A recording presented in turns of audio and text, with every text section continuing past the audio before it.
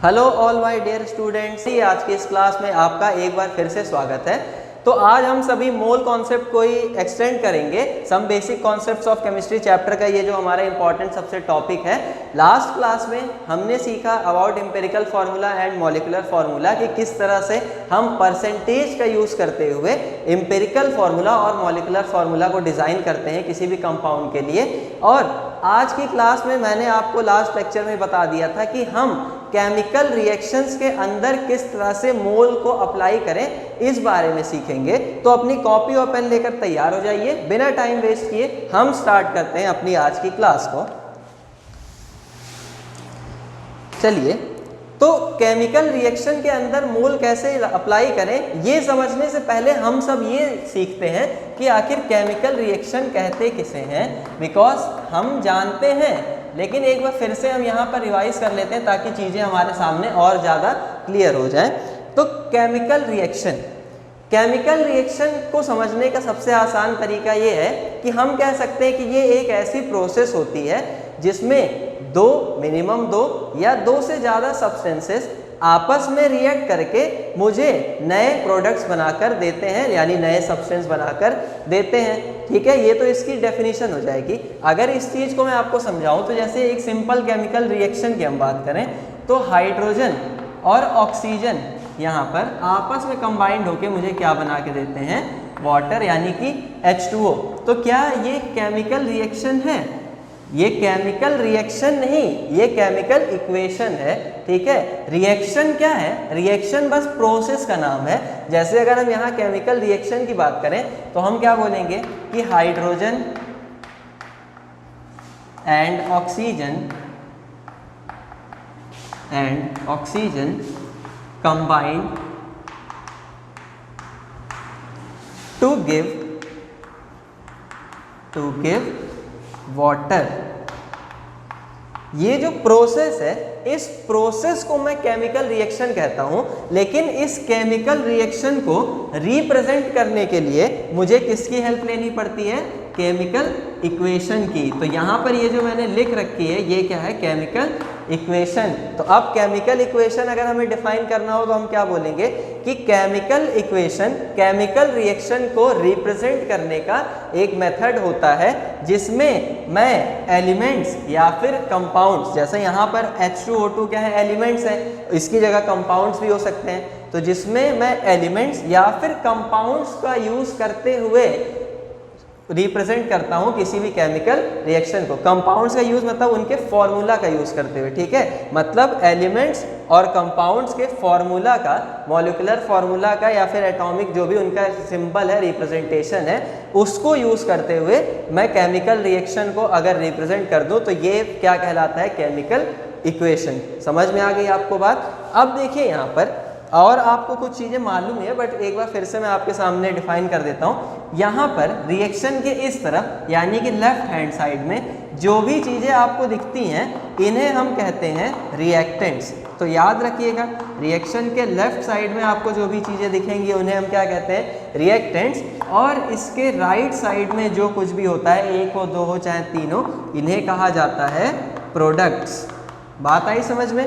तो अब और सिंपल तरीके से हम केमिकल रिएक्शन को डिफाइन कर सकते हैं। हम क्या कह सकते हैं कि वो प्रोसेस जिसमें रिएक्टेंट्स आपस में कंबाइंड होके प्रोडक्ट्स बना के देते हैं, उन्हें ही हम क्या कहते हैं? Chemical reactions. बात आई समझ में? यहाँ पर एक बात और आप ध्यान दीजिएगा कि किसी भी केमिकल रिएक्शन में, किसी भी केमिकल प्रोसेस के अंदर पुराने बॉन्ड्स जो होते हैं वो ब्रेक हो जाते हैं और नए बॉन्ड्स का फॉर्मेशन यहाँ पर स्टार्ट हो जाता है। ठीक है, जैसे अगर हम कोई जनरल रिएक्शन लिखें यहाँ पर कि A2 + B2 से मिलकर 2 टाइम्स ऑफ AB का फॉर्मेशन हो रहा है, तो यहाँ पर देखिए, यहाँ पर अगर रिप्रेजेंट करें हम केमिकल इक्वेशन को तो ये A2 यानी A और A का मॉलिक्यूल, ये B2 यानी B और B का मॉलिक्यूल। अब देखिए, अगर ये दोनों केमिकल चेंज के अंडर में है तो यहाँ पे क्या होगा? ये जो A के बीच का बॉन्ड है और ये जो B के बीच का, ये ब्रेक होने लगेगा और AB के बीच में एक नए बॉन्ड का यहाँ पर फॉर्मेशन होने लगता है। तो इस तरह से यहाँ पर क्या बन जाता है? AB + AB यानी कि 2 टाइम्स ऑफ AB। बात आई समझ में? तो याद रखिएगा किसी भी केमिकल रिएक्शन में ओल्ड बॉन्ड्स ब्रेक होते हैं और न्यू बॉन्ड्स का फॉर्मेशन शुरू हो जाता है। तो ये हमने सीख लिया केमिकल रिएक्शन और केमिकल इक्वेशन। अब देखिए केमिकल इक्वेशन और रिएक्शन दोनों टर्म में बहुत जमीन आसमान का अंतर है, तो किसी भी समय एक जैसा आप इन्हें नहीं यूज करेंगे। डिफरेंस है, केमिकल रिएक्शन प्रोसेस है, लेकिन केमिकल इक्वेशन क्या है? उस प्रोसेस को रिप्रेजेंट करने का तरीका with the help of symbols of elements और कंपाउंड्स। बात आ गई आपको समझ में? तो चलिए अब हम केमिकल रिएक्शन से रिलेटेड कुछ और चीजें समझते हैं, कुछ और बातें जानते हैं आगे यहाँ पर। चलिए, तो अगर हम किसी केमिकल रिएक्शन की बात करें, केमिकल रिएक्शन की, तो कोई भी केमिकल रिएक्शन अगर हम देखें उसमें प्रेजेंट नंबर ऑफ एटम्स के बेस पर, हालांकि केमिकल रिएक्शंस को डिवाइड करने के कई मेथड हो सकते हैं, डिफरेंट टाइप्स के रिएक्शंस भी होती हैं, लेकिन हम किस बेसिस पर डिवाइड कर रहे हैं? उसमें प्रेजेंट नंबर ऑफ एटम्स के बेस पर। तो कोई भी केमिकल रिएक्शन दो टाइप्स की हो सकती है। एक आपके सामने होती है अनबैलेंस्ड केमिकल इक्वेशन, अनबैलेंस्ड, और दूसरी कैसी होती है? Balanced chemical equation. अनबैलेंस्ड या फिर बैलेंस्ड, सॉरी मैंने यहाँ पर रिएक्शन लिख दिया है, यहाँ पर हम क्या यूज करेंगे? इक्वेशन। ठीक है, देखिए यहाँ पर ऐसी छोटी छोटी गलतियाँ हमें नहीं करनी है। तो कोई भी केमिकल इक्वेशन दो टाइप्स की हो सकती है, अनबैलेंस्ड और दूसरी बैलेंस। अब इसमें अंतर क्या है? कब हम अनबैलेंस कहेंगे किसी इक्वेशन को, कब बैलेंस कहेंगे?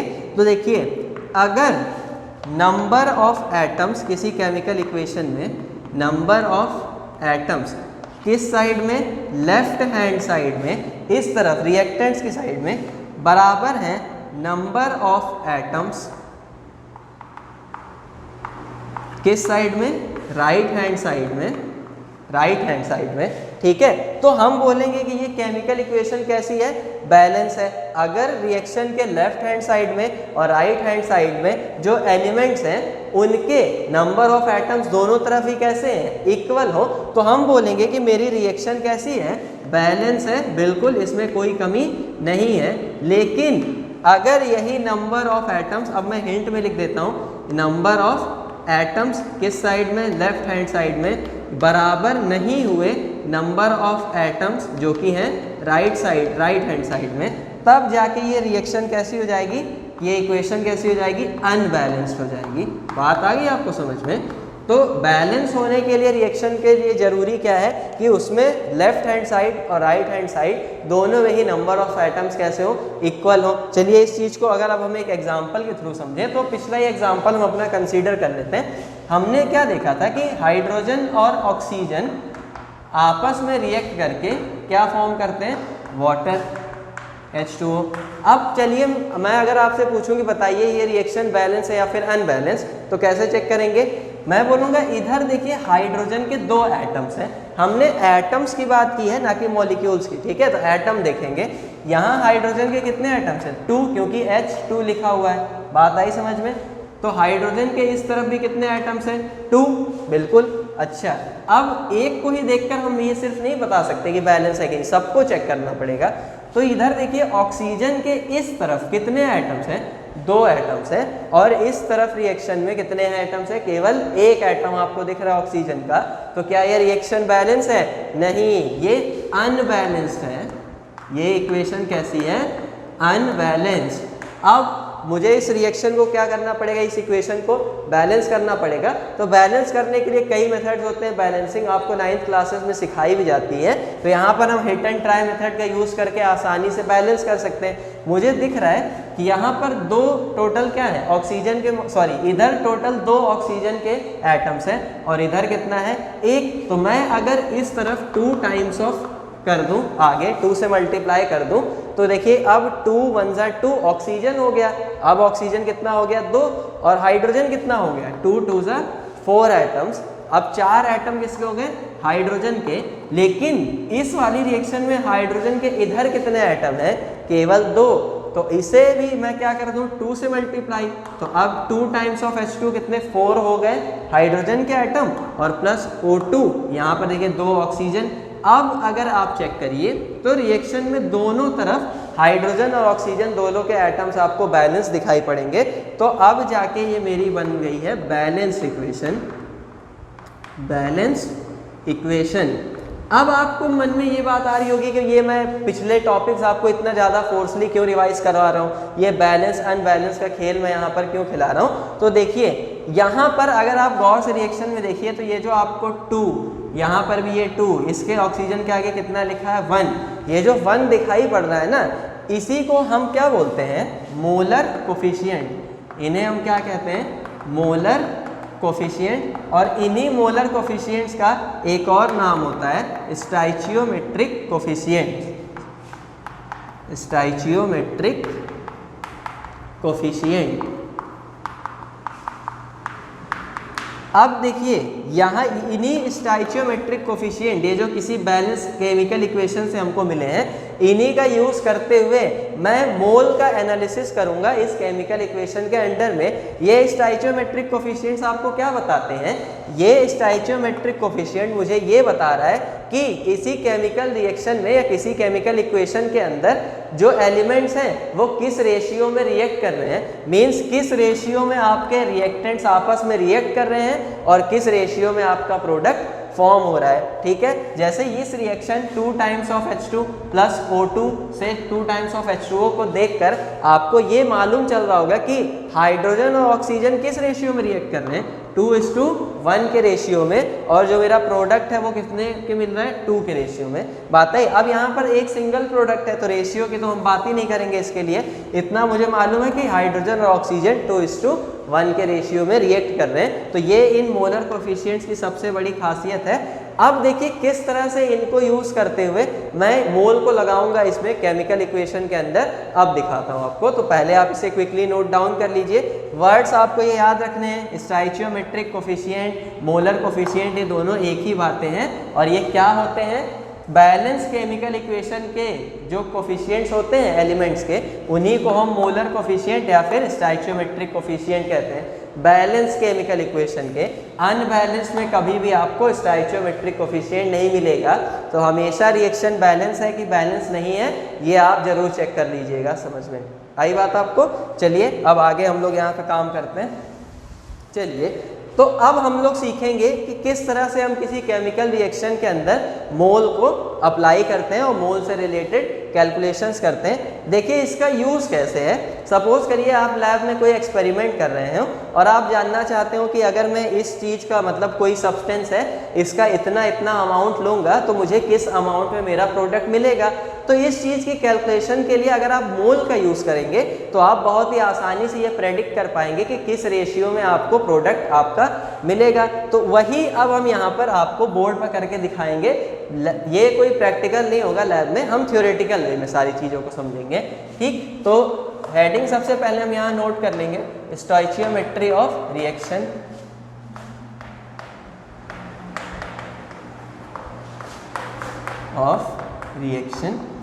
ठीक है, अब देखिए स्टोइचियोमेट्री वर्ड से बस यहाँ मतलब ये है ना कि मुझे अमाउंट की कैलकुलेशन करनी है। ठीक है, अमाउंट मुझे पता करना होगा किसी भी सब्सटेंस का, किसी भी जो भी रिएक्टेंट हो चाहे प्रोडक्ट हो उसका, कि ये कितना कितना मुझे बन के मिलेगा या किस रेशियो में रिएक्ट ये कर रहे हैं आपस में। ठीक, अब किसी रिएक्शन के अंदर अमाउंट रिएक्टेंट या फिर प्रोडक्ट के पता करने के लिए हम कई तरीके इस्तेमाल करते हैं। जैसे हम मोल भी यूज़ कर सकते हैं। तो एक होता है हमारे लिए मोल एनालिसिस, इसे हम क्या कहते हैं, मोल एनालिसिस। ठीक है, मोल एनालिसिस में मैं केवल और केवल सिर्फ किसके साथ में डील करता हूँ, मोल के साथ में। सारी कैलकुलेशन किसके ऊपर बेस्ड होती है, हमारी मोल के ऊपर। ठीक है, दूसरा हमारे लिए यहाँ पर होता है एक मोल मास एनालिसिस, जिसमें मैं मोल और मास के साथ, दोनों के साथ में डील करता हूँ। ठीक है, मोल भी पता करता हूँ और मास भी पता करता हूँ। तीसरा, इसके बाद यहाँ पे कई टाइप के एनालिसिस पॉसिबल होते हैं, जैसे मोल वॉल्यूम एनालिसिस भी होता है, मोल वॉल्यूम एनालिसिस। इसके अलावा मास वॉल्यूम एनालिसिस भी होता है। इसके बाद मास का भी एनालिसिस होता है कि हम सिर्फ मासेस के साथ में डील करें। इसके अलावा वॉल्यूम एनालिसिस भी होता है। तो ये कई सारी पॉसिबिलिटीज यहाँ पर होती हैं कि मैं इनमें से किसी का भी यूज़ करके किसी भी रिएक्शन के अंदर रिएक्टेंट्स और प्रोडक्ट्स का अमाउंट वगैरह क्या है, उस रिएक्शन की स्टोइचियोमेट्री क्या है, इस चीज़ को बता सकता हूँ, प्रेडिक्ट कर सकता हूँ। लेकिन इनमें से जो सबसे आसान हमारे लिए पड़ता है वो होता है मोल मोल एनालिसिस, क्योंकि अगर हम मोल के टर्म्स में काम करते हैं तो आपने इसके पहले भी देखा है कि काम करना कितना आसान हो जाता है, क्योंकि मोल क्या करता है, ये सब्सटेंस के एक फिक्स अमाउंट के साथ डील करता है। बात आई ना आपको समझ में? तो हम अपना जो भी टॉपिक होगा उसको एक्सटेंड बस इसी मोल मोल एनालिसिस तक ही करेंगे और ये सब भी उसी के अंदर ऑटोमेटिकली कवर होते जाएंगे। बात आ गई आपको समझ में? तो चलिए क्विकली आप सभी हेडिंग नोट कर लीजिएगा। सबसे पहले क्या, मोल मोल एनालिसिस, हम समझेंगे कि ये क्या होता है।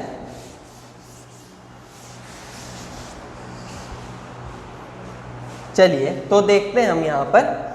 अगर मैं आपको एक नॉर्मल केमिकल रिएक्शन, कोई केमिकल इक्वेशन लिख के दिखाऊं, ठीक है, जैसे केमिकल इक्वेशन क्या है कि CaCO3 कैल्शियम कार्बोनेट, ये है मेटल का कार्बोनेट है, और जब हम इसे हीट करते हैं तो ये मेटल कार्बोनेट हीट करने पे मुझे क्या बना के देता है, मेटल का ऑक्साइड, यानी यहाँ पर मुझे मिलने क्या वाला है, CaO, ये क्या मिल गया मुझे, मेटल का ऑक्साइड, और प्लस ये मुझे कार्बन डाइऑक्साइड फॉर्म करके देता है। यानी कि CaCO3 को जब मैं हीट करूंगा तो ये बना के मुझे देगा मेटल का ऑक्साइड यानी calcium oxide, plus carbon dioxide gas यहाँ से रिलीज हो जाएगी। अब देखिए, अगर मुझे इस रिएक्शन की स्टोइचियोमेट्री कैलकुलेट करनी है, मतलब कि किस रेशियो में कैल्शियम कार्बोनेट कितने अमाउंट को मैं हीट करूंगा तो कितने अमाउंट में मुझे कैल्शियम ऑक्साइड और कार्बन डाइऑक्साइड मिलेगा, इन सब चीज़ों के बारे में पता करना है, तो मैं यहाँ पर मोल मोल एनालिसिस को अप्लाई कर सकता हूँ। लेकिन मोल मोल एनालिसिस को अप्लाई करने से पहले, स्टोइचियोमेट्री रिएक्शन की क्या है ये पता करने से पहले आपको ये कंफर्म करना होता है कि रिएक्शन बैलेंस है या फिर नहीं है। मैंने आपको पहले ही बोला है कि हमेशा हम डील करेंगे बैलेंस केमिकल इक्वेशंस के साथ। तो चलिए पहले देखते हैं बैलेंस है इक्वेशन या फिर नहीं। तो अगर आप गौर फरमाएं थोड़ा सा, तो यहाँ पर कैल्शियम का एक एटम दिख रहा है और इस साइड भी कैल्शियम का एक ही एटम है। अभी तक तो मामला सही चल रहा है। यहाँ पर एक कार्बन एटम है और रिएक्शन के इस तरफ भी एक ही कार्बन एटम है। Very good. और देखिए टोटल इधर 3 ऑक्सीजन एटम्स हैं और यहाँ पर भी 1 और यहाँ पर 2 मिला के टोटल 3 ऑक्सीजन एटम है। मतलब नंबर ऑफ एटम्स एलिमेंट्स के लेफ्ट हैंड साइड में और राइट हैंड साइड में आपस में कैसे हैं, बराबर हैं। तो ये मेरे लिए क्या है, एक बैलेंस्ड केमिकल इक्वेशन। बात आ गई समझ में? बैलेंस है पहले से ही, तो हमें इसे बैलेंस करने की ज़रूरत बिल्कुल नहीं है।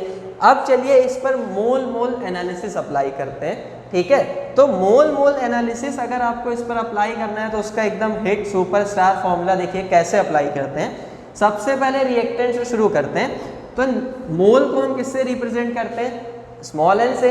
तो नंबर ऑफ मोल्स किसके, रिएक्टेंट यानी CaCO3 के, ठीक है, अपॉन में इसका मोलर कोफिशिएंट कितना है, यहाँ पर आगे कितना लिखा हुआ है, 1 लिखा है, तो इसी का मोलर कोफिशिएंट, जिसके मोल नीचे उसी का मोलर कोफिशिएंट यानी स्टोइचियोमेट्रिक कोफिशिएंट। हो गया, बात आई समझ में?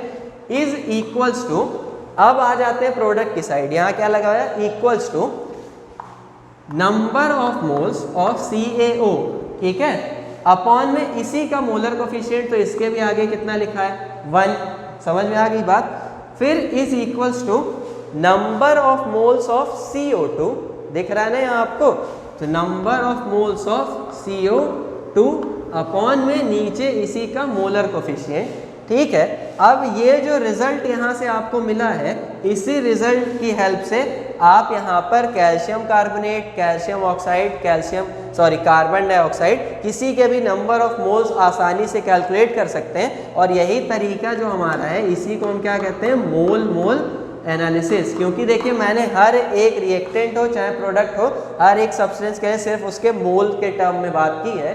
ठीक है, तो यही है मेरा मोल मोल एनालिसिस।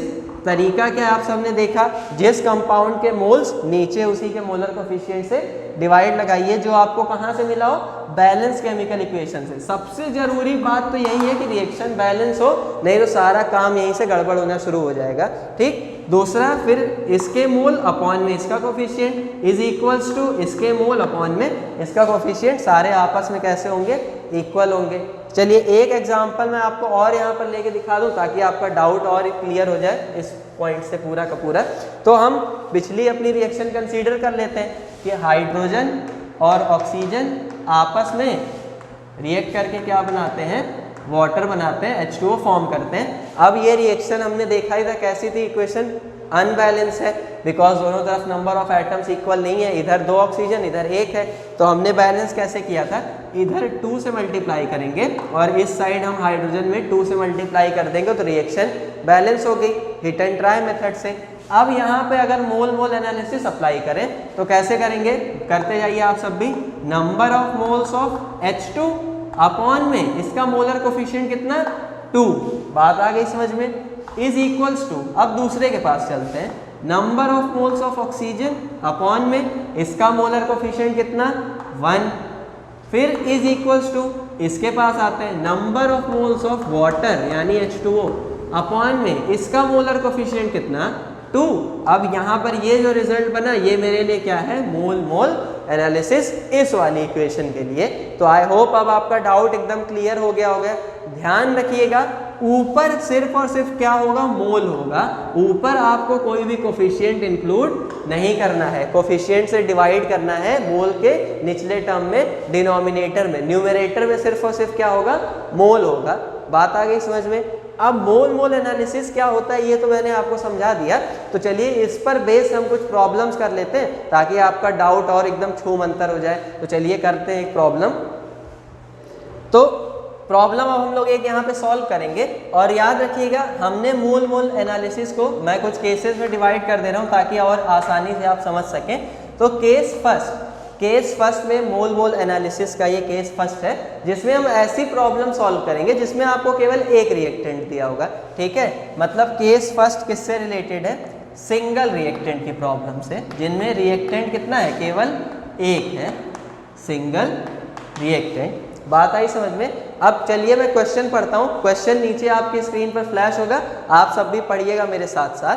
क्वेश्चन है calculate moles of potassium chloride KCl and oxygen यानी O2 produce when 367.5 gram of KClO3 are heated. ठीक, क्वेश्चन आप सभी समझ गए।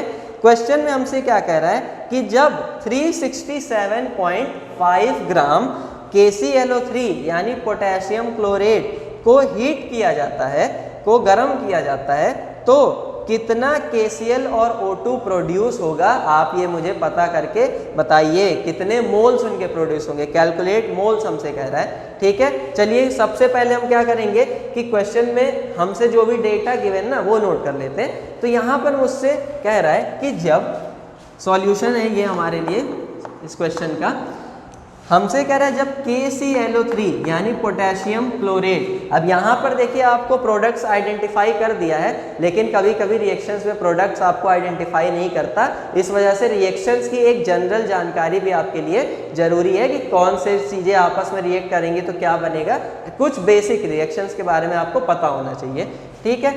तो जैसे पोटेशियम क्लोरेट को जब हम हीट करते हैं तो फॉर्म हो रहा है पोटेशियम क्लोराइड प्लस ऑक्सीजन, ये हमसे रिएक्शन में बोल के रखा है।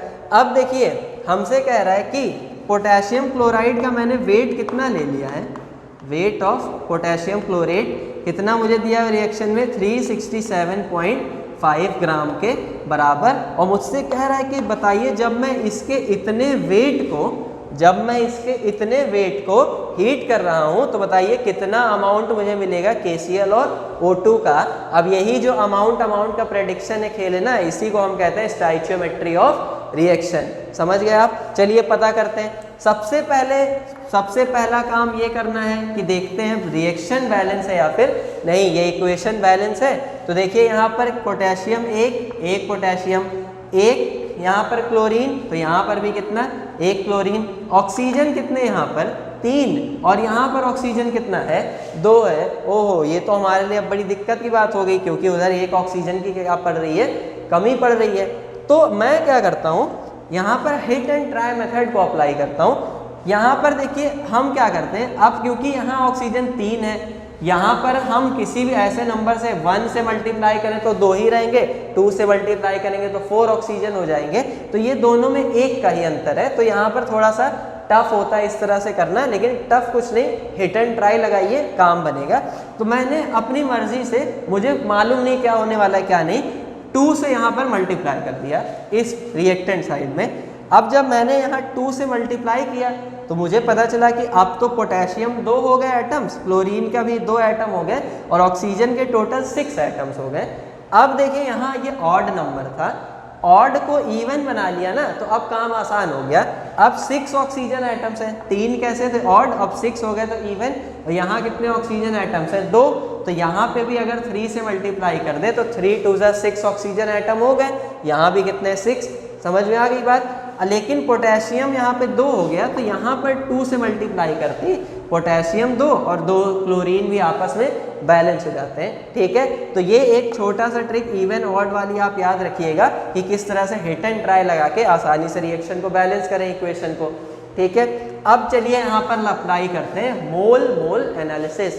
क्यों मोल मोल, क्योंकि मुझसे पूछ रहा है कि बताइए कितने मोल प्रोड्यूस होंगे KCl और O2 के, बात आई समझ में। तो चलिए करते हैं मोल मोल एनालिसिस यहाँ अप्लाई। तो कैसे हम करेंगे, ऊपर मैं रिजल्ट लिखता हूँ, हम बोलेंगे number of moles of KClO3 जो कि यहाँ पर मुझे दिया हुआ है, नीचे क्या इसका स्टोइचियोमेट्रिक कोफिशिएंट, क्योंकि अब मेरी रिएक्शन कैसी हो चुकी है, बैलेंस हो चुकी है। अगर आप सोचिए आप इसके पहले लिखते तो यहाँ 1 आता 1 आता 1 आता सब में, और आपका एक क्वेश्चन गलत हो जाता जो भी सॉल्यूशन आप करते। तो इसीलिए रिएक्शन को बैलेंस करना जरूरी है। तो divide by 2 is equals to, अब KCl की बारी है, तो equals to number of moles of KCl upon में भी इसका मोलर कोफिशिएंट जो कि कितना है 2, और is equals to number of moles of oxygen upon में इसका मोलर कोफिशिएंट जो कि कितना है 3 है। तो अब यहाँ से देखिए ये बन गया मेरा मोल मोल एनालिसिस के लिए रिजल्ट।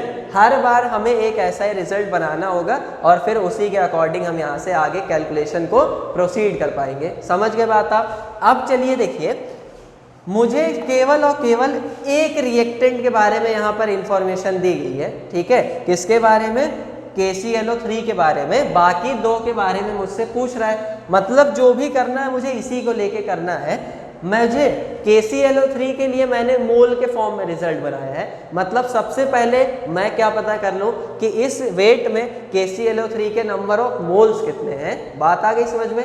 तो अब ये तो हमें कैलकुलेट करने आता ही है, हम अपनी पिछली क्लासेस में सीख चुके हैं। Number of moles of KClO3 अगर हम कैलकुलेट करना चाहते हैं, क्योंकि तभी हम आगे बढ़ पाएंगे, तो नंबर ऑफ मोल्स क्या होते हैं, मास अपॉन में मोलर मास। मास हमें कितना दिया है 367.5 के बराबर, और अपॉन में नीचे क्या रखना होगा KClO3 का मोलर मास। अब मोलर मास हमें कहाँ से मिलेगा, तो इसी फॉर्मूले से KClO3 का मोलर मास क्या है, तो पोटेशियम का कितना होता है 39, क्लोरीन का 35.5 और ऑक्सीजन का कितना 3 है, और एक का कितना होता है 16, तो 3 × 16। ये हम मोलर मास कैलकुलेट करना मैंने आपको सिखाया है इसके पहले क्लासेस में। तो अब यहाँ से जब टोटल आप इन सबको देखिए ऐड कर देंगे तो आपको मिलेगा यहाँ से 39 + 35.5 + 16 3 जा 48, 122.5 के बराबर। तो ये 122.5 ग्राम में मिला, क्योंकि हम मोलर मास की बात करें, मॉलिक्यूलर ग्राम मॉलिक्यूलर मास की, ठीक है। अगर हम मॉलिक्यूलर केवल एक मॉलिक्यूल के मास की बात करते हैं तो AMU में लिखते, लेकिन हम यहाँ मोल के फेवर में बात कर रहे हैं तो हम किस में लिखेंगे, ग्राम में। तो नीचे डिवाइड बाई 122.5, और जब आप इसको डिवाइड लगा देंगे तो आपको मिलेंगे टोटल यहाँ से 3 मोल्स। तो number of moles of KClO3 कितने हो गए यहाँ पर 3 मोल है यहाँ पर KClO3 के। अब देखिए प्रॉब्लम चेंज हो गई आपके लिए। अभी तक प्रॉब्लम में आपसे कह रहा था कि अगर 367.5 ग्राम KClO3 को हीट कर रहा हूँ तो बताइए कितने मोल मिलेंगे KCl और O2 के। अब आपने क्या कर लिया, प्रॉब्लम को चेंज। अब आप नई प्रॉब्लम क्या बनाएंगे कि अगर KClO3 के 3 मोल मैं हीट कर दूं तो मुझे कितने मोल मिलेंगे KCl और O2 के। बात आई समझ में। अब ये मुझे कैसे पता चलेगा, यहाँ मोल मोल एनालिसिस से। तो सबसे पहले मैं नंबर ऑफ मोल्स ऑफ देखिए अब यहाँ पर एक और चीज़ मैं आपको बता दूँ। सबसे पहले मैं पता करना चाहता हूँ KCl के नंबर ऑफ मोल्स, ठीक है। मुझे मालूम किसके हैं, KClO3 के। तो इस मोल मोल एनालिसिस से ना बस आप इन दो टर्म्स को काट कर अलग कर लीजिए, ठीक है, क्योंकि सभी आपस में कैसे इक्वल ही है, तो हम किसी भी दो को एक को यहाँ से काट के अलग कर सकते हैं। मुझे ये वाला पता करना है, ये मुझे पता है, तो इन्हीं दोनों से मुझे काम है ना, ऑक्सीजन का तो काम है नहीं, तो इसको छांट कर मैंने यहाँ से अलग कर लिया। तो यहाँ पर देखिए मेरे लिए क्या रिजल्ट बना, number of moles of KClO3 upon में 2 is equals to number of moles of KCl upon में उसका स्टोइचोमेट्रिक कोफिशिएंट कितना, 2। बात आई समझ में। यहाँ से देखिए 2 और 2 आपस में कैंसिल, मतलब number of moles of KClO3 बराबर है किसके, number of moles of KCl के, यानी कि दोनों के मोल इक्वल हैं। मतलब जितने मोल KClO3 के रिएक्ट करेंगे, हीट होंगे यहाँ, उतने ही मोल मुझे मिलेंगे भी किसके, KCl के। कैसे पता चला, क्योंकि दोनों के नंबर ऑफ मोल्स कैसे आ गए, इक्वल आ गए। तो यहाँ से एक चीज़ तो पता चल गई कि number of moles of KCl भी कितना होगा, 3 ही होगा, 3 ही होगा। मतलब अगर 3 मोल हीट कर रहा हूँ KClO3 के, तो KCl भी कितना मिलेगा, 3 मोल ही मिलेगा, ठीक है। अब दूसरा काम, अब मुझे ऑक्सीजन को क्या करना है, निकालना है कि उसके कितने मोल होंगे। तो अब देखिए, अब आप ना कोई भी दो रिजल्ट काट के अलग कर सकते हैं। आप ये वाला भी यूज़ कर सकते हैं, क्योंकि अब आपको KCl के भी मोल पता है, और आप चाहें तो एक इसको और एक ऑक्सीजन का भी लेकर कैलकुलेट कर सकते हैं, क्योंकि अब आपको इसमें से दोनों पता है। समझ में आ गई बात। तो चलिए हम अपने शुरुआत वाले को लेकर कैलकुलेट करते हैं। तो यहाँ पर अब मैं फर्दर कैलकुलेशन इस साइड कर देता हूँ। यहाँ पर देखिए मुझे ऑक्सीजन के पता करने हैं, मैं KClO3 वाला ही ले लेता हूँ। तो number of moles of KClO3 divide by 2 is equals to, अब ऑक्सीजन के पता करने हैं तो NO2 अपॉन में कितना, इसका कोफिशिएंट 3। अब कटेगा नहीं क्योंकि दोनों बराबर नहीं है, ठीक है। चलिए आगे यहाँ से अब देखिए क्या करें, मुझे number of moles of KClO3 मालूम है, O2 पता करना है। जिसको पता करना हो ना उसको बस एक तरफ कर लीजिए, आपको सिर्फ ये पता करना है number of moles of O2। तो इसको हम अकेला कर लेते हैं। अकेला कैसे करेंगे, number of moles of O2 is equals to, देखिए ये 3 यहाँ मल्टीप्लाई कर देते हैं, तो ये हो गया 3, यहाँ नीचे कितना है डिवाइड में 2 into number of moles of KClO3। इसमें आपको कोई डाउट नहीं होना चाहिए। अब यहाँ से number of moles of O2 is equals to, देखिए ये 3/2 इंटू KClO3 के मोल्स कितने हैं, यहाँ हमने कैलकुलेट किए हैं 3 मोल है KClO3 के। तो यहाँ से हम क्या रख देंगे 3, उसकी वैल्यू इसके प्लेस पर। तो ऊपर देखिए फाइनली मेरी कैलकुलेशन क्या बनी, number of moles of O2 is equals to 3 3 जा 9 अपॉन में 2। तो number of moles of O2 यहाँ से कितने आ गए, 9/2 होता है 4.5, मतलब 4.5 मोल, 4.5 मोल्स, 4.5 मोल। यानी कि अब देखिए, अब आपको कंप्लीट कैसे पता चला कि अगर आप इस रिएक्शन के अकॉर्डिंग, इस इक्वेशन के अकॉर्डिंग 3 मोल KClO3 को हीट करेंगे तो आपको KCl के कितने मोल मिलेंगे, 3, और ऑक्सीजन के कितने मोल मिलेंगे, 4.5। ये फायदा होता है यहाँ पर मोल मोल एनालिसिस लगाने का, ठीक है। अगर आप यहाँ वेट के टर्म में बात करना चाहते हैं ना, तो अब यहाँ से मुश्किलें बड़ी क्रिएट हो जाती है, क्योंकि वेट के टर्म्स में कैलकुलेशन करना काफ़ी रिलेटिवली ज़्यादा नहीं, एक टफ होगा, लेकिन मोल जितना आसान हो गया ना, इससे तो थोड़ा सा टफ ही होगा। बात आ गई समझ में। अब चलिए लगे हाथ, इसी प्रॉब्लम में आपको एक एडिशनल प्रॉब्लम और करवा देता हूँ। इसी में प्रॉब्लम है, अगर मैं ना सडनली आपसे पूछ लूँ कि बताइए ऑक्सीजन का वेट, सॉरी वॉल्यूम कितना होगा, यहाँ पर जो ऑक्सीजन गैस प्रोड्यूस हो रही है उसका वॉल्यूम कितना होगा। तो अब आप जाएंगे यहाँ पर फर्स्ट, क्योंकि वॉल्यूम से रिलेटेड तो मैंने आपको कोई कॉन्सेप्ट यहाँ पर पढ़ाया ही नहीं है, तो उसके लिए सबसे पहले आपको क्या करना होगा, वॉल्यूम का कॉन्सेप्ट पढ़ लेना होगा। आप याद रखेंगे कि STP या फिर इसी को हम NTP भी बोलते हैं, STP या फिर NTP, पर किसी भी गैस की अगर बात करें तो अब उससे पहले आपको ये पता होना चाहिए कि STP NTP का मतलब क्या है, सही है ना। तो STP और NTP देखिए क्या है, हम अगर कोई भी केमिकल रिएक्शन करवाते हैं लेबोरेटरी में तो कुछ केमिकल रिएक्शंस ऐसी होती हैं जिन पर प्रेशर और टेम्परेचर का भी इफेक्ट पड़ता है, मतलब प्रेशर और टेम्परेचर के अकॉर्डिंग उनका रेट वगैरह चेंज हो जाता है, यहाँ तक कि फॉर्म होने वाले प्रोडक्ट्स भी कभी कभी चेंज हो जाते हैं। तो मान लीजिए कोई साइंटिस्ट ने दो रिएक्टेंट्स लेके उनकी रिएक्शन करवाई किसी और टेम्परेचर प्रेशर पे और आपने वही रिएक्शन करवाई किसी और टेम्परेचर प्रेशर पे, तो दोनों को प्रोडक्ट्स कैसे मिले अलग अलग। तो आप तो डंके की चोट पे बोलोगे मुझे ये वाला प्रोडक्ट मिला था, वो बोलेगा कि मुझे ये वाला प्रोडक्ट मिलेगा, तो दोनों क्या गलत हैं? नहीं, गलत कोई नहीं है दोनों में से, आप दोनों ही सही हो, बस अंतर क्या है टेम्परेचर और प्रेशर का। तो ऐसी समस्या कभी क्रिएट ना हो, इसीलिए साइंटिस्ट ने हर रिएक्शन को करवाने के लिए एक स्टैंडर्ड टेम्परेचर और प्रेशर बनाया। STP का मतलब ही क्या है? स्टैंडर्ड टेम्परेचर और प्रेशर, कि अब आप किसी भी केमिकल रिएक्शन के फेवर में अगर कैलकुलेशन करेंगे तो इसी टेम्परेचर पर। समझ में आ गई बात? तो देखिए यहाँ पर वो टेम्परेचर और प्रेशर होता कितना है। STP का आप सबसे पहले फुल फॉर्म नोट कर लीजिएगा, इसे कहते हैं स्टैंडर्ड टेम्परेचर एंड प्रेशर, और NTP में TP तो मतलब टेम्परेचर प्रेशर, बस ये होता है नॉर्मल टेम्परेचर प्रेशर। बात आई समझ में? और ये होता कितना है? टेम्परेचर यहाँ पे होता है 0 डिग्री सेल्सियस के बराबर, बात आ गई समझ में? और 0 डिग्री सेल्सियस कितना होता है? 273 केल्विन के। और अगर हम प्रेशर की बात करें तो यहाँ पर प्रेशर होता है 1 बार के बराबर, ठीक है, 1 बार प्रेशर पर हम बात करते हैं। तो अब STP और NTP क्या होता है ये आप सभी चीज़ें समझ ही गए होंगे। फर्स्ट लेक्चर में हमने ये केल्विन स्केल, सेल्सियस स्केल वगैरह के बारे में बात की थी, वो भी आई होप आपको याद ही होगा कि 0 डिग्री सेल्सियस किसके इक्वल होता है? 273 केल्विन के।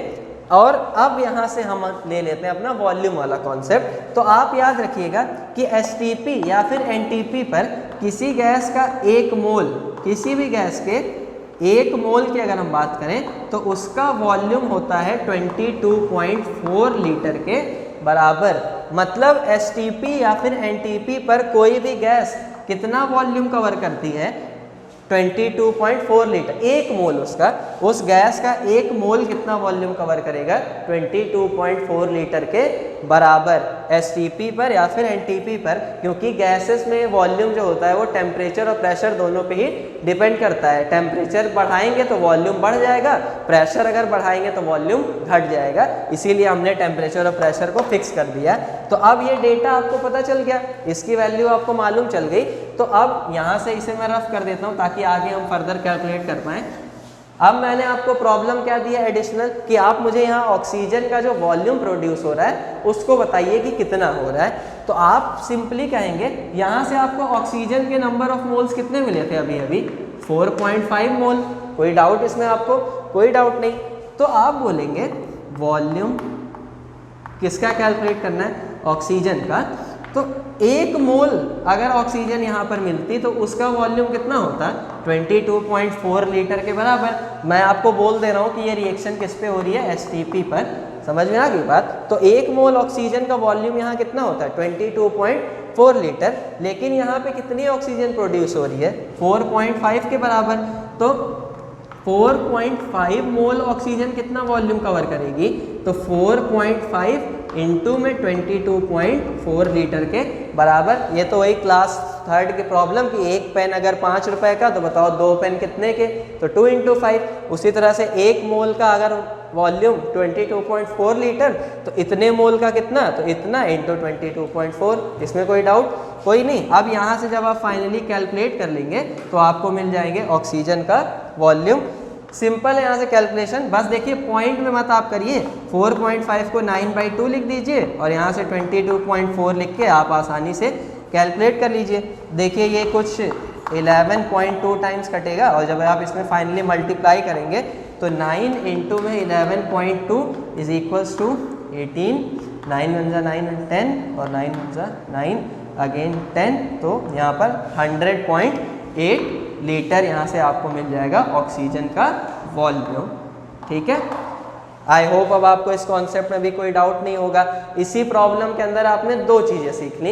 एक तो आपने मोल एनालिसिस कि मोल के टर्म्स में कैलकुलेशन कैसे करें किसी केमिकल रिएक्शन के अंदर, ये सीखा। और दूसरा आपने क्या सीख लिया, एक वॉल्यूम रिलेटेड कॉन्सेप्ट कि किसी मोल को यूज करते हुए वॉल्यूम कैसे निकालें। बात आ गई ना समझ में। अब एक फॉर्मूला देखिए आपको मैं और बता देता हूँ। अभी तक तो हमने मोल को डिफरेंट तरीके से निकालना सीखा है, जैसे मास से मोल निकालना, नंबर ऑफ एटम्स की हेल्प से मोल निकालना।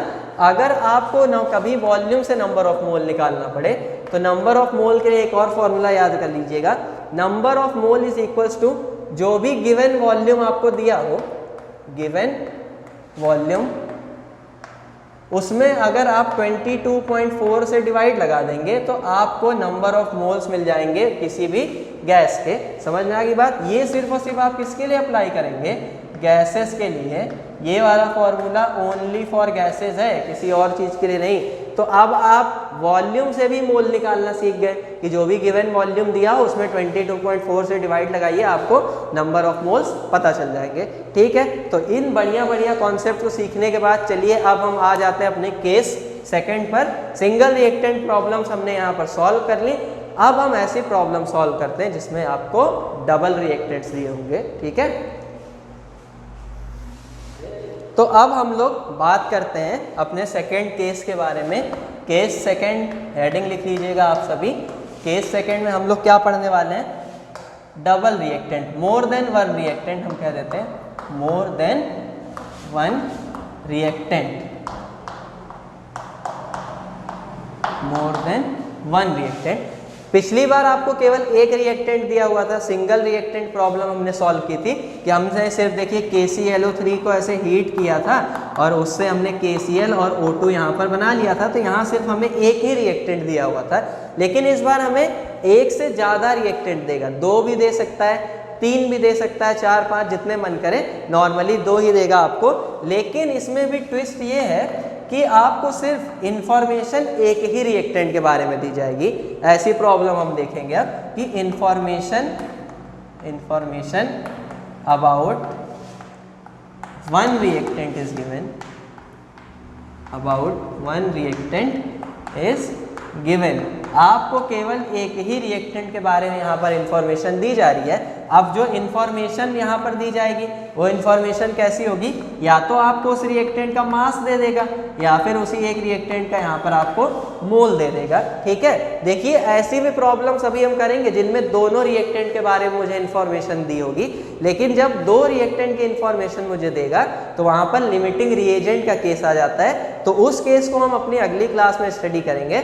आज बस हम लोग यहाँ पर पहले इस टाइप की प्रॉब्लम को सॉल्व कर लें, एक बेस है जो, जिससे कि हम आगे की प्रॉब्लम्स को भी सॉल्व कर पाए। तो आप यहाँ पे अच्छे समझ गए अब हम कैसी प्रॉब्लम करने वाले हैं, एक से ज़्यादा रिएक्टेंट वाली, जिनमें केवल एक रिएक्टेंट के मुझे मास दिए होंगे या फिर मोल दिए होंगे। चलिए एक प्यारा सा एग्जाम्पल हम लोग यहाँ कर लेते हैं। एग्जाम्पल नीचे फ्लैश होगा, पढ़ते हैं। हमसे कह रहा है calculate weight of HCl required, HCl मतलब hydrochloric acid, required to neutralise, मैं भी आपको बताता हूँ मतलब क्या, 80 ग्राम ऑफ NaOH। प्रॉब्लम में हमसे कह रहा है कि 80 ग्राम NaOH यानी सोडियम हाइड्रोक्साइड को न्यूट्रलाइज करने के लिए मुझे HCl का कितना वेट चाहिए। ठीक है, न्यूट्रलाइज वर्ड हमसे बोल दिया है, तो आप सभी 10th क्लास में अभी पढ़ के आए हैं न्यूट्रलाइजेशन रिएक्शंस, हमने शॉर्ट में लिख दिया है। न्यूट्रलाइजेशन रिएक्शन क्या होती थी, जब कोई एसिड किसी बेस के साथ में रिएक्ट करता था तो ये बनाता था सॉल्ट और वाटर। याद आ रही ना आपको रिएक्शन, न्यूट्रलाइजेशन रिएक्शन यहाँ पर होती थी, एसिड बेस आपस में रिएक्ट करके क्या फॉर्म कर देते हैं, सॉल्ट और वाटर, दोनों एक दूसरे के इफेक्ट को खत्म कर देते हैं। अगर यहाँ पर एसिड और बेस मेरा स्ट्रॉन्ग होता था तो लगभग 13.7 किलो कैलोरी यहाँ से हीट भी रिलीज होती थी। और याद है अगर इसमें से कोई एक वीक हुआ तो लगभग 11.3 किलो कैलोरी यहाँ से हीट रिलीज होती थी। ये सारे कॉन्सेप्ट आप पढ़ के आए हैं। इसी रिएक्शन को नाम हम क्या देते हैं, एसिड बेस न्यूट्रलाइजेशन रिएक्शन। समझ गए। तो अब देखिए प्रॉब्लम में जो मुझे यहाँ पर दी है ना, उसमें मुझे HCl दे रखा है जो कि एक स्ट्रॉन्ग एसिड है, और NaOH दे रखा है जो कि एक स्ट्रॉन्ग बेस है और मुझसे उसी के न्यूट्रलाइजेशन की बात कर रहा है कि अगर मुझे NaOH को 80 ग्राम को न्यूट्रलाइज कर देना है तो HCl का कितना अमाउंट मुझे चाहिए, यानी कितना एसिड चाहिए उस बेस को न्यूट्रलाइज करने के लिए। समझ गए? तो सबसे पहले केमिकल इक्वेशन हम लिख लेते हैं यहाँ पर। तो HCl प्लस NaOH ये दोनों जब आपस में रिएक्ट करेंगे तो देखिए आयनिक रिएक्शन यहाँ से होती है, इसका पॉजिटिव इसके नेगेटिव के साथ रिएक्ट करेगा, सॉल्ट एक बनेगा कौन सा यहाँ NaCl, तो NaCl बन गया यहाँ पर सॉल्ट और साथ ही क्या बन जाएगा वाटर यानी कि H2O। बात आ गई ना आपको समझ में? सिंपली तरीका क्या है इस रिएक्शन को समझने का, H प्लस लीजिए Cl माइनस, यहाँ से आपको नीचे बेस से क्या मिलेगा Na प्लस OH माइनस, ये दोनों तो रिएक्ट करके बना देंगे वाटर और ये दोनों रिएक्ट करके NaCl। बात आ गई आपको समझ में? अब चलिए यहाँ पर हम अप्लाई करते हैं हमारा मोल मोल एनालिसिस करके देखते हैं कि क्या होने वाला है। तो देखिए अब आप जब मोल मोल एनालिसिस करना सीख गए ना तो हर बार आपको ये सबके लिए लिखने की ज़रूरत नहीं है कि मतलब किस तरह से मैं सबके लिए यहाँ पर जो है पूरा एक चार कंपाउंड्स आपको यहाँ दिख रहे हैं तो टोटल 4 एक आप पूरा मतलब रिलेशन बनाइए फिर उससे डील करिए, ऐसा नहीं करना है। छांट लीजिए कि हमें ज़रूरत बस किसकी किसकी है।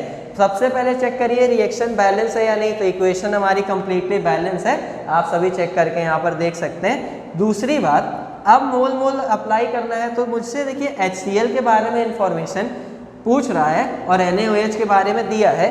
क्या इस साइड मुझसे किसी के बारे में कोई इन्फॉर्मेशन दी है या कुछ पूछ रहा है? कुछ नहीं, तो इधर हम यूज़ ही नहीं करते, हम मोल मोल एनालिसिस का रिजल्ट इन दोनों के लिए भी लिख सकते हैं। तो कैसे लिखेंगे, यहाँ पर मैं लिख के दिखा देता हूँ, number of moles of HCl upon में इसका मोलर कोफिशिएंट कितना है 1 is equals to number of moles of NaOH upon में इसका मोलर कोफिशिएंट भी कितना है 1 है यहाँ से। तो ये मैंने रिजल्ट बना लिया किसके लिए, मोल मोल एनालिसिस के लिए। अब देखिए यहाँ पर 1 1 तो कैंसिल आउट हो जाएगा आपस में, मतलब number of moles of HCl जो है वो बराबर है किसके, number of moles of NaCl के लिए। मतलब जितने मोल यहाँ पर यहाँ पर NaOH होगा NaOH, तो मतलब ये कि जितने मोल यहाँ NaOH होगा उतने ही मोल मुझे HCl के भी चाहिए उसको न्यूट्रलाइज करने के लिए। क्योंकि सपोज करिए अगर यहाँ पे इसके 5 मोल होंगे और ये भी 5 मोल होगा तभी तो इसको कम्प्लीटली न्यूट्रलाइज कर पाएगा, अदरवाइज कैसे करेगा। ये मुझे मोल मोल एनालिसिस से पता भी चल गया। तो अब देखिए यहाँ पर सबसे पहला मेरा मोटिव क्या होगा, NaOH के मोल कैलकुलेट कर लेना, तभी मैं HCl के मोल पता कर पाऊंगा, अदरवाइज नहीं। तो चलिए कैलकुलेट करते हैं number of moles of NaOH। ठीक है, अब number of moles of NaOH हम कैसे पता करेंगे, वेट अपॉन में मॉलिक्यूलर वेट या मास अपॉन में मोलर मास।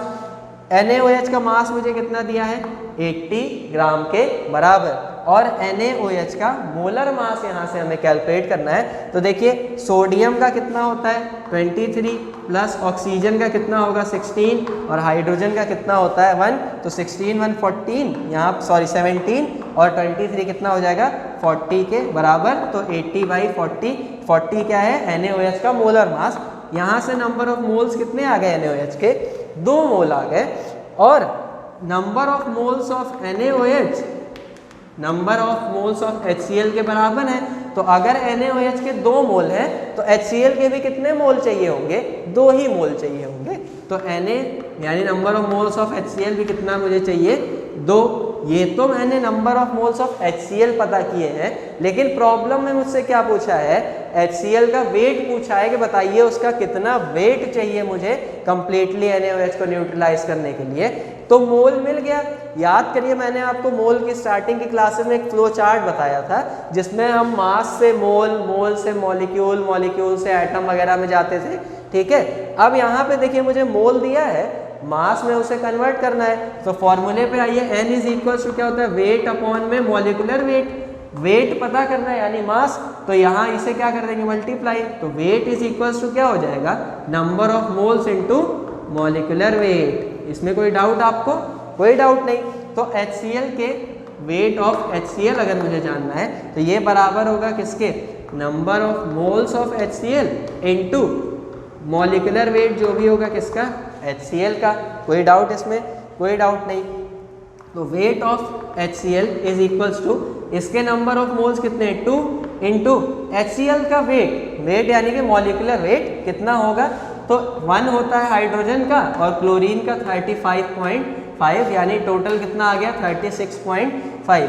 तो 2 इंटू 36.5 यहाँ पर आप कर देंगे तो आपको क्या मिल जाएगा यहाँ से HCl का वेट, और ये कितना आएगा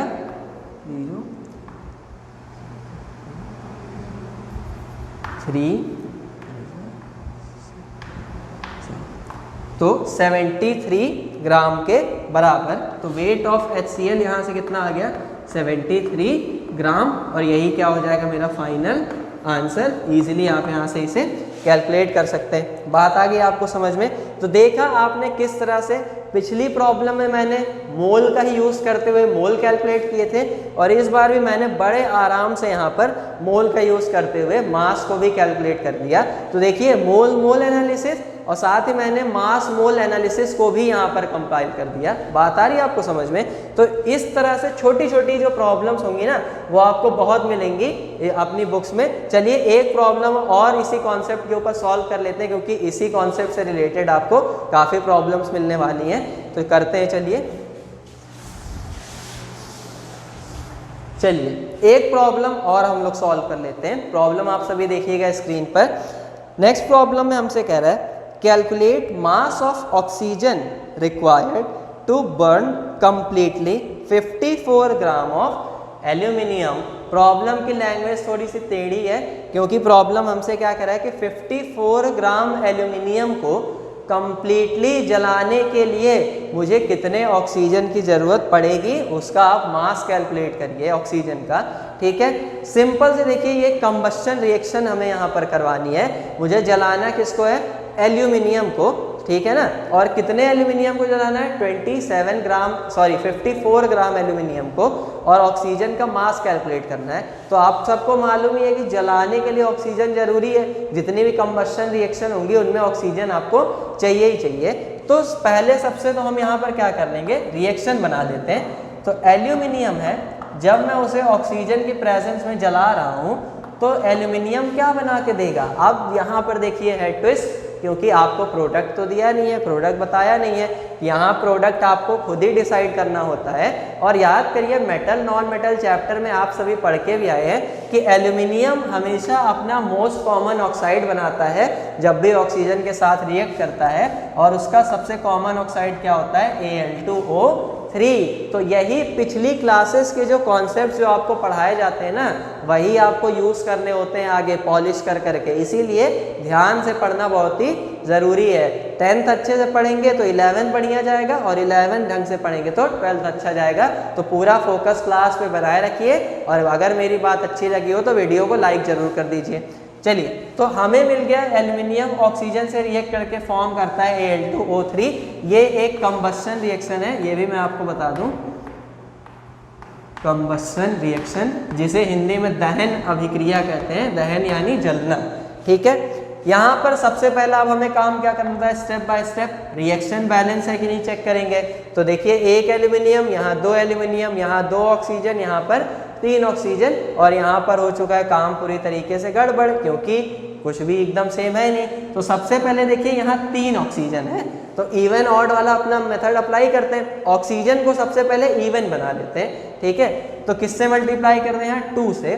तो 2 से मल्टीप्लाई करते ही देखिए यहाँ पर टोटल ऑक्सीजन कितने हो गए 6, यहाँ कितने ऑक्सीजन है 2, तो यहाँ 3 से मल्टीप्लाई कर देते हैं। तो यहाँ 3 2 6 ऑक्सीजन, तो बैलेंस हो गया हमारा। एल्यूमिनियम कितना हो गया 4, और यहाँ पे कितना एल्यूमिनियम है 1, तो यहाँ 4 से मल्टीप्लाई करते ही मेरी रिएक्शन अब कंप्लीटली क्या हो जाती है, बैलेंस। तो इसे ही कहते हैं हम hit and try method, reaction को बैलेंस करने का। छोटी छोटी बातें अगर आप ध्यान में रखें तो आसानी से बैलेंसिंग की जा सकती है। चलिए, अब मुझे ऑक्सीजन का मास कैलकुलेट करना है। ठीक है, और मुझे एल्यूमिनियम के बारे में इंफॉर्मेशन यहाँ पर दी गई है। देखिए इसके बारे में दी गई है, इसके बारे में पूछी गई है। ठीक है, तो मोल एनालिसिस लगाते हैं। अभी जिस तरह से हमने मास कैलकुलेट किया था, यहाँ पर मैं क्या बोलूँगा, number of moles of aluminium upon में उसका coefficient 4 is equals to number of moles of O2 upon में उसका कोफिशिएंट कितना 3। बात आ गई समझ में। अब देखिए यहाँ से आपको कैलकुलेट क्या करना है, number of moles of O2, जिसके लिए आपको सबसे पहले तो एल्यूमिनियम के नंबर ऑफ मोल्स पता होने चाहिए।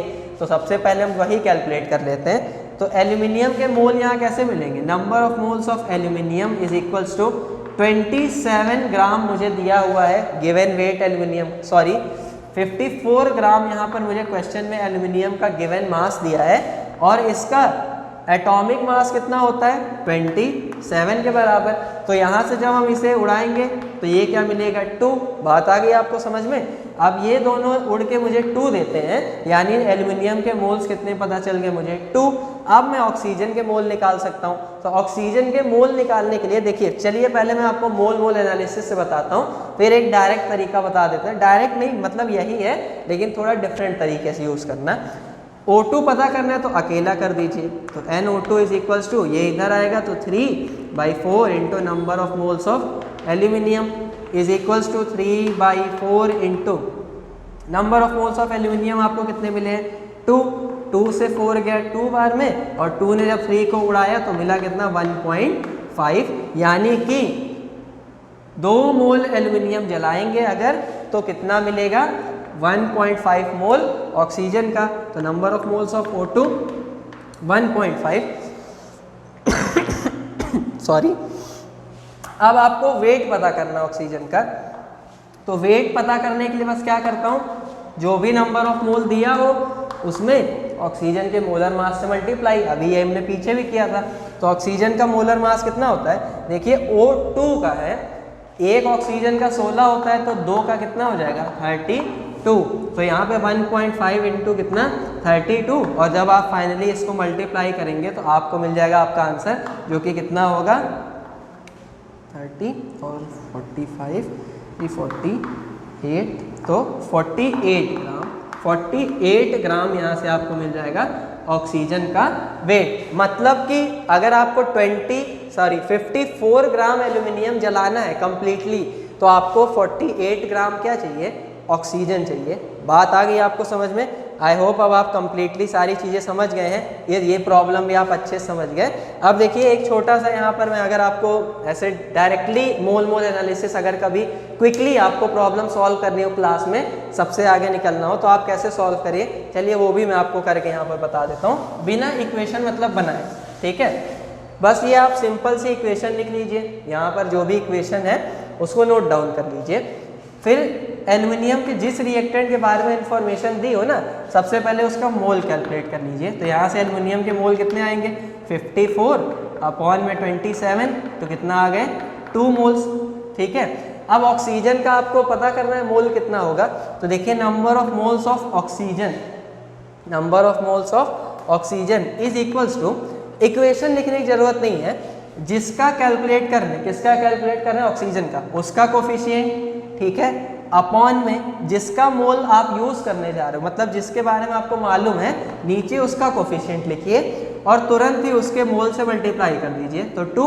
अब यहाँ पे देखिए आपको ऑक्सीजन के मोल कितने मिल गए 1.5 है। तो ये मोल मोल एनालिसिस ही, लेकिन विदाउट इक्वेशन लिखे भी यूज कर सकते हैं। क्या हमने किया एक बार फिर करके दिखा देता हूँ। Number of moles of O2 is equals to, O2 का कैलकुलेट कर रहे हैं उसका कोफिशिएंट अपॉन एल्युमिनियम के बारे में पता है उसका कोफिशिएंट इनटू एल्युमिनियम के मोल, जिसके बारे में पता है उसके मोल। तो यहाँ से फिर फाइनली कैंसिल आउट हो कितना मिला 1.5। समझ में आ गई ना बात। तो इस तरह से अब आप मोल मोल एनालिसिस को अप्लाई कर सकते हैं सिंगल रिएक्टेंट प्रॉब्लम में और more than one reactant problem में भी। अब नेक्स्ट क्लास में हम डिस्कस करेंगे इस बारे में कि अगर मुझे एक से ज़्यादा रिएक्टेंट्स के बारे में इंफॉर्मेशन दे दी जाए तो उन प्रॉब्लम्स को मैं कैसे सॉल्व करूंगा। सिंपली हम पढ़ेंगे लिमिटिंग रिएजेंट का कॉन्सेप्ट, जो कि एक बहुत ही अच्छा, बहुत ही तगड़ा कॉन्सेप्ट होता है, जो कॉम्पिटिटिव एग्जाम्स में भी क्वेश्चन जिनसे पूछा जाता है। आज की क्लास को तब तक हम अपनी यहीं पर स्टॉप करते हैं, मिलते हैं हम अपनी अगली क्लासेस में। लेकिन तब से आपसे रिक्वेस्ट बस इतनी है तब तक के लिए, वीडियो को ज़्यादा से ज़्यादा शेयर करिए, रिवाइज करते रहिए कॉन्सेप्ट्स को। चैनल को अगर आपने सब्सक्राइब ना किया हो तो please subscribe the channel, notification भी ऑन कर लीजिएगा। कोरोना से बच के रहिएगा, हाथों को सैनिटाइज करते रहिएगा, जहाँ तक हो सके घर में ही रहिएगा। Till then bye.